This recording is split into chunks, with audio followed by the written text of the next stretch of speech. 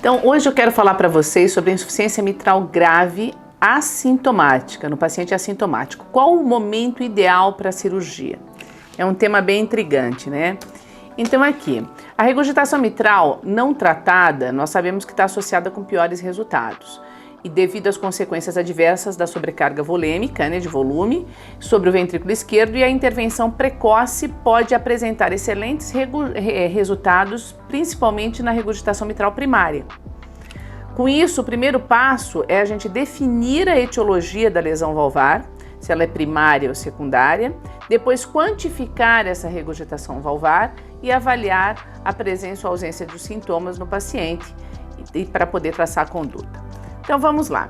Regurgitação primária, a gente sabe que é quando nós temos o envolvimento pelo prolapso da válvula mitral, então seja por uma doença fibroelástica que deixa as cúspides mais fininhas, porém com maior propensão de ruptura de corda, ou a síndrome de Barlow, onde as cúspides mitrais são mais grossas, né, mais espessas por uma degeneração mixomatoide, né, um infiltrado mixomatoide.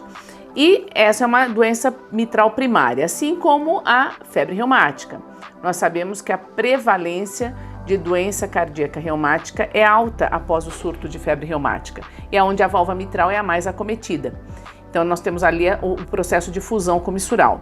Então ambas as situações, seja o prolapso da válvula mitral com ou sem fleio, que seria eversão da cúspide para o átrio esquerdo, e a doença reumática, a valvulopatia reumática, são condições primárias da afecção valvar mitral.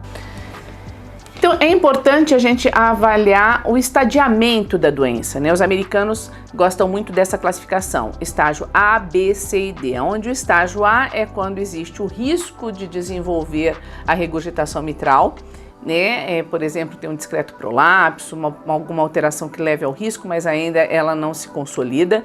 O estágio B é quando já existem alterações evidentes, como por exemplo um prolapso, uma falha de coaptação, porém sem aumento do ventrículo esquerdo, sem regurgitação mitral importante, sem hipertensão pulmonar. O estágio C, que é o de nosso interesse, é justamente o paciente assintomático que tem regurgitação mitral importante, todos os critérios de regurgitação mitral importante, porém ainda não tem sintomas, e o estágio D é aquele que o indivíduo já tem sintomas e tem regurgitação mitral importante, todos os critérios para isso. Esse não tem dúvida, né? Regurgitação mitral importante no sintomático, a conduta já está definida. Então o nosso nicho de discussão está no estágio C da doença, onde eu tenho um indivíduo assintomático e com critérios para insuficiência mitral importante. Tá? Então isso na regurgitação mitral primária, e também na regurgitação mitral secundária nós temos as mesmas condições e a mesma classificação. E como que qual que é a regurgitação mitral secundária? A secundária já é secundária a algum fator outro que não é primário da válvula mitral. E os dois principais é quando eu tenho uma alteração isquêmica, compromete a parede do ventrículo esquerdo, que sustenta o músculo papilar e, portanto, sustenta as cordas tendíneas, e a partir daí você tem uma desestruturação do músculo papilar e da parede ventricular e, portanto, passa a ter uma insuficiência mitral isquêmica secundária. Então essa é uma das causas. E a outra etiologia é pela cardiomiopatia dilatada, que aí você vai ter a dilatação do ventrículo esquerdo, o estiramento e lateralização dos músculos papilares, e com isso você acaba tendo também, muitas vezes, dilatação do anel valvar mitral e um refluxo valvar mitral, seja ele simétrico, central, quando você tem um estiramento simétrico dessas cordas e desses músculos papilares, então o refluxo se torna central, ou quando esse estiramento é assimétrico, o refluxo é excêntrico. Então, a regurgitação mitral secundária se dá ou por cardiopatia isquêmica ou cardiomiopatia dilatada. E uma vez definido a etiologia, se eu estou diante de uma regurgitação mitral primária ou secundária, tá? Você tem o estadiamento do paciente, se ele é sintomático ou assintomático, e a quantificação da lesão. né, que é importante ser feito. E o ecocardiograma é fundamental, né? A análise Doppler é fundamental nisso. Então vai fazer uma análise pelo Color Doppler, vai fazer uma análise pelo Doppler espectral, envelopamento do jato, vai fazer uma análise da sobrecarga de câmaras cardíacas, do grau de hipertensão arterial pulmonar e os parâmetros quantitativos para a lesão valvar mitral. Tá? Então nós precisamos de informações do tipo volume regurgitante, que quando maior ou igual a 60 ml traduz uma insuficiência mitral importante, um orifício regurgitante quanto maior ou igual a 0,4 cm², traduz uma regurgitação mitral importante, uma fração de regurgitante maior ou igual a 50%, tá? E além disso nós temos outros parâmetros que podem nos ajudar, que é o tamanho do raio do Pisa, quando é um raio do Pisa aumentado, né, maior que 0,8 centímetros, ou uma vena contrata também, que é um parâmetro semi-quantitativo que também tem uma relação direta com o orifício regurgitante, e uma vena contrata maior ou igual a 0,7 centímetros. Então, uma vez feito o diagnóstico etiológico, é importante se fazer a quantificação e você definir a insuficiência mitral primária ou secundária, e se ela é importante. Se ela é importante e o indivíduo é assintomático, eu estou no estágio C da doença. E feito isso, uma outra classificação que é bem empregada, principalmente no que tange o aspecto da abordagem cirúrgica, é a classificação de Carpentier.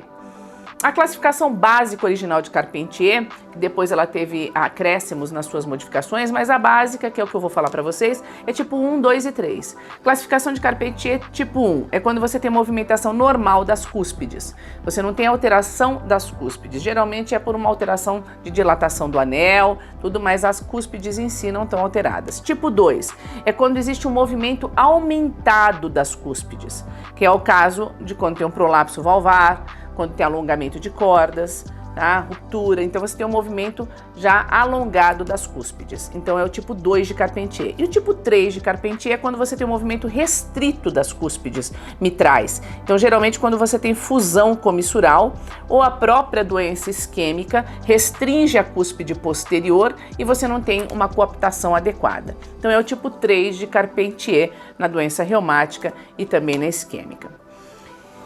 Então, é muito importante e providencial saber qual é o mecanismo da regurgitação mitral.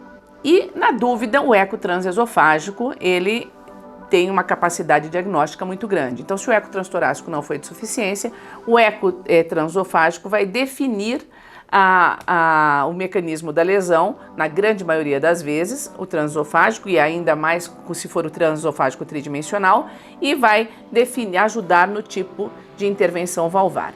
Aqui a gente percebe uma situação de uma regurgitação mitral primária, decorrente de um prolapso com fleio valvar, tá? Que a cúspide se everteu para dentro do átrio esquerdo, e aqui você tem um refluxo mitral importante.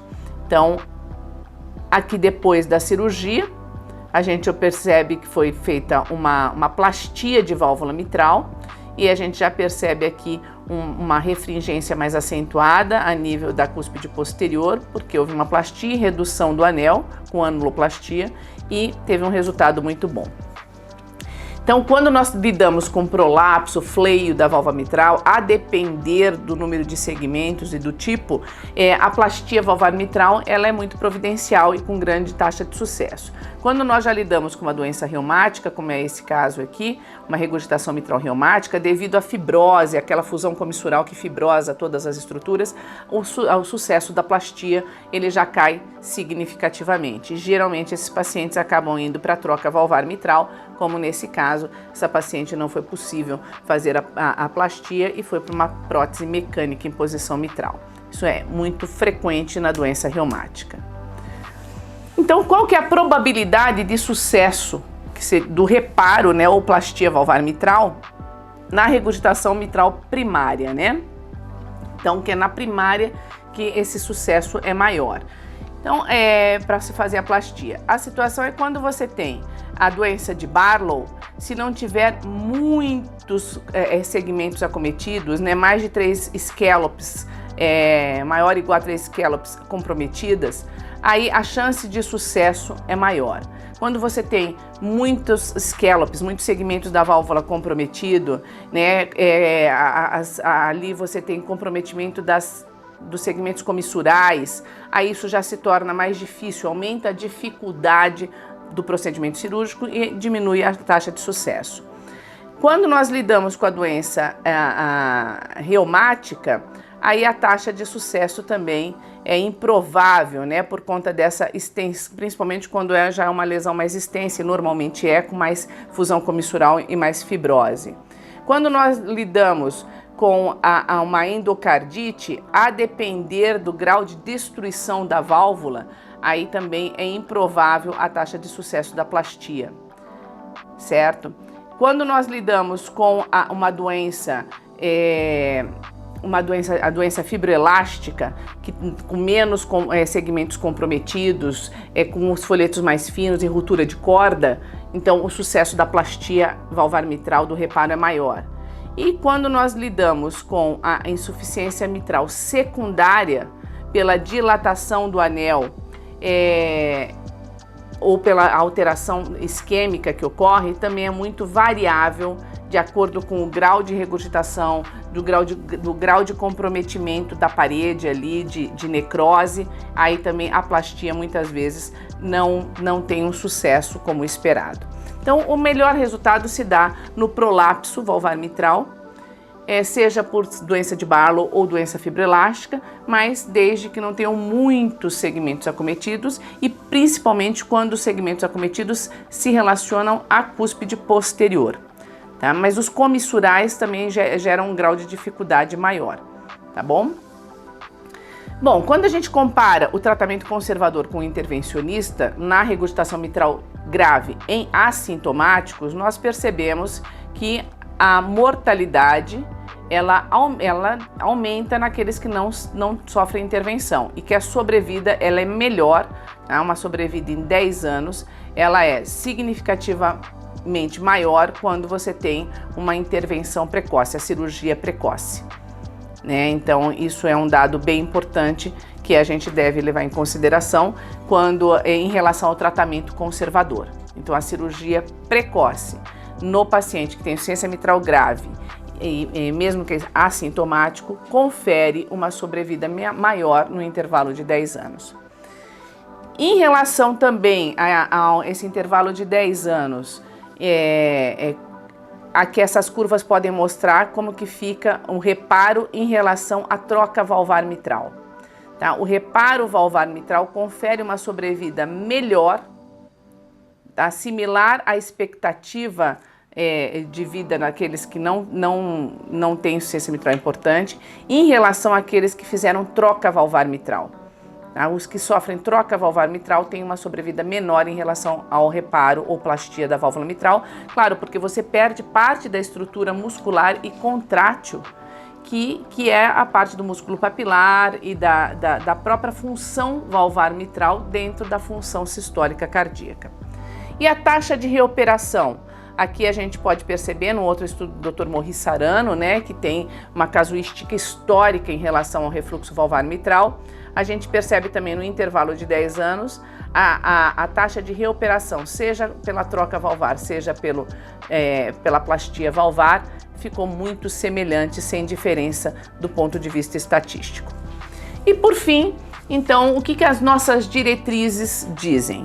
Então, eu vou comparar aqui a diretriz brasileira com a diretriz americana de valvopatia. Em relação à insuficiência mitral primária, a nossa diretriz brasileira, né, de 2020, coloca os passos, passo 1, 2, 3, 4 e 5. Você vai avaliar a etiologia, né? Então, se ela vai ser reumática, se vai ser prolapso, que são as principais causas de primária. Tá? Se tiver refluxo mitral importante, vai avaliar se tem sintomas. Na vigência de sintomatologia, não tem dúvida que a intervenção cirúrgica é a principal opção, né? Seja por plastia, que é o reparo, ou troca valvar, e, a depender da situação, pode ser transcatéter, né? O MitraClip, a depender das condições, se for apropriada. Mas aí não é a primeira opção. Geralmente a primeira opção é a intervenção aberta, né? Por plastia valvar.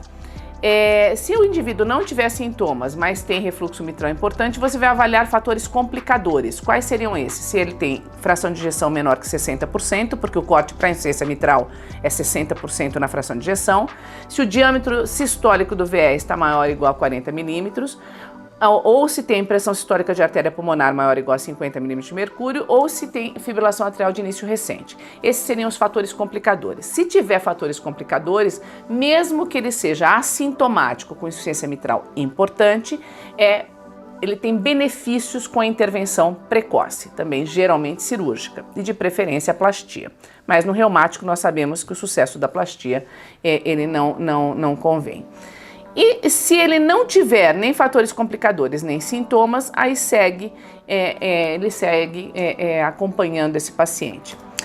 E aí o que a diretriz americana, do American College de 2020, fala sobre insuficiência mitral primária? Então, se você identifica que a insuficiência mitral primária com fatores de gravidade, né? Uma vena contrata maior ou igual a 0,7, um volume regurgitante maior ou igual a 60 ml, um orifício regurgitante maior ou igual a 0,4 centímetros quadrados, aí vai avaliar. Se o indivíduo tem sintomas, não tem dúvida, a indicação classe 1 para a cirurgia. Se ele não tiver sintomas, aí você vai avaliar esses fatores complicadores, se a fração de ejeção está maior ou menor que 60% e se o diâmetro sistólico final está maior ou menor a 40 milímetros. E aí, se ele tiver ainda uma fração de ejeção boa e um diâmetro que ainda não está aumentado, e ele tiver uma chance de plastia de 95%, com um risco cirúrgico, mortalidade cirúrgica menor do que 1%, esse paciente está indicado pelos americanos a fazer uma plastia valvar mitral num centro de excelência com indicação classe 2A. Mas para plastia, então você vai antecipar a intervenção deste paciente que é assintomático, desde que ele tenha um grande sucesso de plastia valvar mitral. Caso contrário, aí já não seria o ideal precipitar essa intervenção. Se esse indivíduo tiver já uma fração de ejeção, ele não tem sintomas, mas já tem fatores complicadores, fração de ejeção menor que 60% ou está dilatando o ventrículo esquerdo, aí também é indicação cirúrgica para ele, classe 1. Tá? E aí, claro, se ele na realidade for reumático, a gente já sabe que a chance de reparo pode se tentar, mas o sucesso é questionável. Tá? E se for prolapso e por degeneração mixomatosa, aí a taxa de sucesso e durabilidade da plastia é muito maior, então a indicação mais precisa seria da plastia, sempre que possível. Quando não, aí vai para a troca valvar. E aonde entra o transcatéter? O reparo do mitraclip do transcatéter? Naquele que tem um risco cirúrgico proibitivo. Aí entraria a intervenção por transcatéter. Caso contrário, não, ele vai para a cirurgia. Então, a plastia valvar mitral é o tratamento de escolha, tá? Mas nos pacientes reumáticos os resultados são menos favoráveis e no prolapso valvar mitral de cúspide posterior, especialmente quando só envolve o segmento P2, aí são os melhores resultados. Aí é o suprassumo. A troca valvar mitral fica indicada na impossibilidade de fazer a plástica, o reparo valvar, e a intervenção percutânea, transcatéter do mitraclip fica reservada para os pacientes de alto risco com contraindicação cirúrgica, tá? Ou com insuficiência mitral que tem uma anatomia desfavorável e ainda em pacientes de alto risco, desde que decidida pelo Heart Team. Bom, e em suma, os critérios para cirurgia na regurgitação mitral grave no assintomático, ela fica para quando você tem toda a quantificação de refluxo grave ou quando já tem esses fatores complicadores de queda da fração de ejeção, de dilatação do ventrículo esquerdo, do diâmetro sistólico, de fibrilação atrial recente. Tem que se individualizar o caso, porque esses pacientes vão ter maiores comorbidades e complicações, ou hipertensão pulmonar maior que 50 milímetros de mercúrio. E na insuficiência mitral secundária, o que a diretriz brasileira nos diz? Ela faz o passo a passo, 1, 2, 3, 4, 5, e diz: se você tem insuficiência mitral secundária de grau importante, a etiologia ou é cardiopatia dilatada ou é isquêmica. vai avaliar os sintomas. Se esse indivíduo tiver em classe funcional 3 ou 4 do New York Heart Association, a despeito do tratamento otimizado, aí sim o ideal seria a intervenção cirúrgica. Tá? Aí a intervenção cirúrgica aberta ou por via transcatéter. Se ele não tiver sintomas graves, né, classe funcional 3 ou 4, mas tem fatores complicadores, né, com agravamento das condições basais, da piora da função, enfim, também tem que se individualizar e avaliar se ele iria para uma condição transcatéter ou cirúrgica. Mas são pacientes muito graves para cirurgia, nós sabemos disso. E caso contrário, ele segue em acompanhamento. Mas o que nos diz a diretriz americana, né, de 2020? Na insuficiência mitral secundária, você vai tentar o tratamento otimizado, sempre que possível. Se esse indivíduo tiver, se ele tiver um estágio D da doença, tá, com volume regurgitante maior que 60 ml, um orifício regurgitante maior do que 0,4 cm², ou seja, insuficiência mitral grave, esse paciente é classe 2A para intervenção cirúrgica. Tá. Se ele tiver a fração de ejeção ainda maior que 50%, aqui o corte fica de 50% na fração de ejeção, na insuficiência mitral secundária. Fração de ejeção maior que 50%. E ele tiver ainda com sintomas persistentes, a despeito da terapêutica otimizada ou fibrilação atrial, ele é classe 2B para cirurgia. Você vê que a cirurgia não é o melhor dos mundos para esses pacientes. Por outro lado, se ele tiver com a fração de ejeção menor que 50%, sintomas persistentes a despeito da terapêutica otimizada, e se ele tiver condições de uma anatomia favorável e uma pressão sistólica de artéria pulmonar menor que 70 mm de mercúrio, aí esse paciente iria para o reparo valvar mitral. Mas, aliás, o reparo transcatéter, tá? Ele vai para o reparo transcatéter, por MitraClip. Então, é um paciente de alto risco, com muitos sintomas, insuficiência mitral secundária, tá, grave, e ele tem uma condição favorável, uma anatomia favorável, e não tem uma hipertensão pulmonar tão importante, maior que 70 mm de mercúrio, e nem tem uma fração de ejeção menor que 20%. É menor que 50%, mas não menor do que 20%. Isso é importante ser colocado. E o diâmetro do ventrículo esquerdo é menor do que 70 milímetros. Então, dentro dessas condições, ele é indicação 2A para a intervenção transcatéter por MitraClip. Então, era isso que eu queria passar para vocês em relação à insuficiência mitral assintomática e qual seria o momento ideal desse paciente com refluxo grave. Muito obrigada.